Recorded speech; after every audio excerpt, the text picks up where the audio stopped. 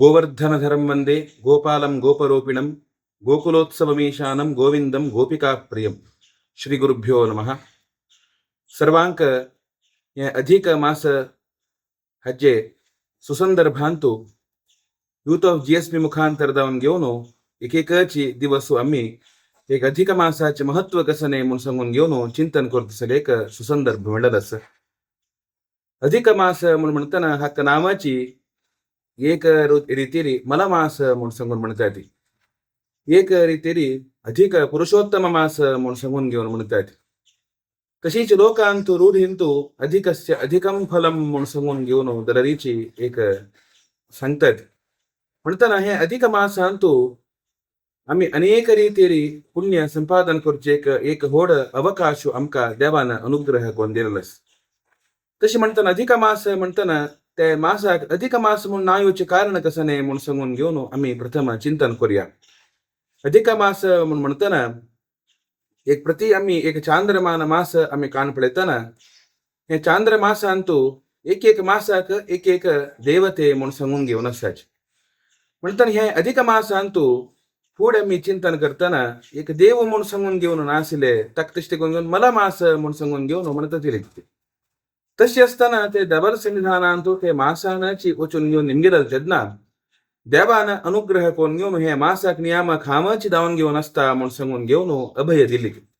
तष्टी कोण घेऊन हे मासाक अधिक पुरुषोत्तम मास म्हणून सांगून घेऊन नाव दिले म्हणून सांगून कळतं.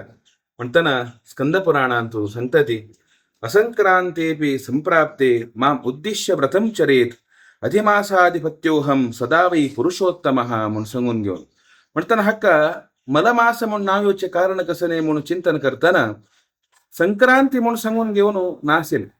म्हणताना ह्या मासांतू संक्रमण या ना म्हणताना रवी संक्रमण दायन दखून घेऊन हक्का मला मास म्हणून सांगून घेऊन नाव असेल त्यांना देवान सांगले कसं नाही म्हणून सांगून घेऊन असंक्रांतेपि संप्राप्ते संक्रमण नादलर समेत माम उद्दिश्य व्रतम चरेत. माम म्हणाली देवाक पुरुषोत्तमाक उद्देश दावून घेऊन एक व्रत आचरण केले म्हणून दलरी अधिमासाधिपत्योहम सदा वै पुरुषोत्तम. तसं लेख म्हणणार हे अधिक मासाचे अधिपती कोण हामच दावून असतं म्हणजे पुरुषोत्तम म्हणाली परमात्मोची श्रीकृष्णोची अधिपती दावून घेऊन असतं.